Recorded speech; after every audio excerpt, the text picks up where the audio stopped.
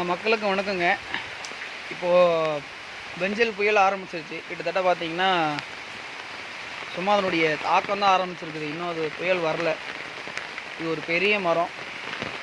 இதை நான் கொலையாக மரம் நிற்கிறதையும் நான் பதிவெடுத்து வச்சுக்கிறேங்க. நான் காட்டுறேன் பாருங்கள். இது பேயன் வாழைன்னு சொல்லுவாங்க. ரொம்ப உடலுக்கு குளிர்ச்சியை தரக்கூடிய ஒரு வாழை மரம். ரொம்ப அற்புதமான ஒரு வாழை. நல்ல பெரிய தாருங்க. பாருங்கள், இன்னும் பூவே விரிஞ்சு முடிக்கல. அதுக்குள்ளே இது எப்படியாவது காப்பாற்றிக்கலான்னு நானும் ஏதோ முயற்சி பண்ணி பார்த்தேங்க. சரி விழாது அப்படின்ற ஒரு இதில் நான் இருந்துட்டேன். உள்ளே போயிட்டு சாப்பிட்டு வர்றதுக்குள்ளே பார்த்தீங்கன்னா மரம் விழுந்து போச்சுங்க.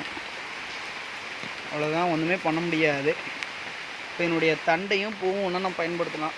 வீட்டில் எல்லாருமே கொஞ்சம் இந்த மரம் இருந்துச்சு கொஞ்சம் வருத்தம். ரொம்ப அற்புதமான ஒரு மரங்க இது. அவ்வளோ ஒரு சுவையாகவும் இருக்கும் நம்ம தோட்டத்தில்.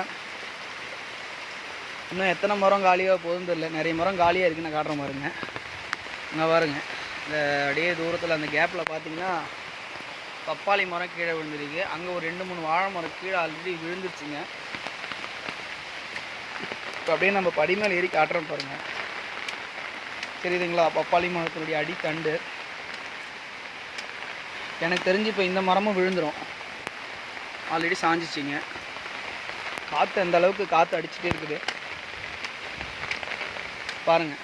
நீங்களே பாருங்கள், இங்கே ஒரு மரம் விழுந்துருக்குதுங்களா பாருங்கள். பப்பாளி மரத்துடைய அடித்தண்டு பெரிய மரங்க, அவ்வளோ உயரமான மரம். ஸோ இங்கெல்லாம் இன்னும் கொலையோட மரம் இருக்குது. இதனுடைய நிலமெல்லாம் என்னன்னு தெரியலைங்க. பார்ப்போம்.